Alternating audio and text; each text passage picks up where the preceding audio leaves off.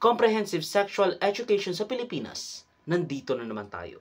Hanggang kailan ba itong kalbaryo ng mga progresibong grupo para sa maayos na reforma at edukasyon para sa mga kabataan at menor de edad nang magkaroon ng komprehensibong edukasyong sexual sa mga paaralan?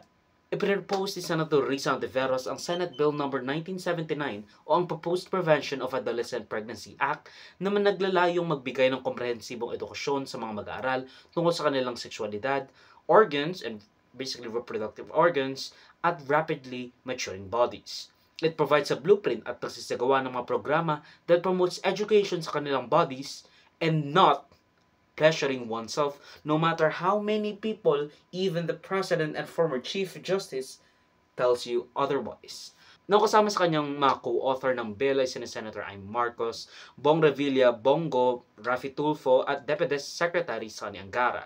Now, let it also be known na basically pinagsama-sama ang mga bill with the same intentions and kind of similar-ish content sa isang bill na ito just to expedite the process.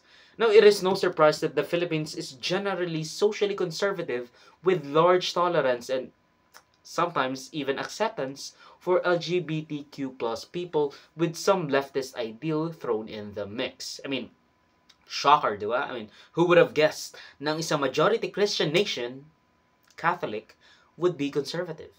But I digress. Maraming senador na ngayon ang nagba-backtrack sa kanilang backing ng bill sa mga signature nila kasi I think around 18 senators have already signed the bill for expedited process.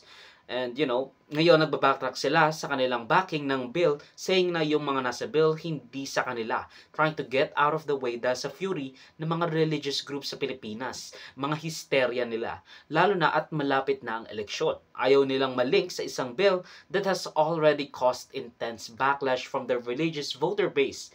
Hindi pa nga nakakapagpasa or hindi pa nga nakakapag second reading itong bill na ito.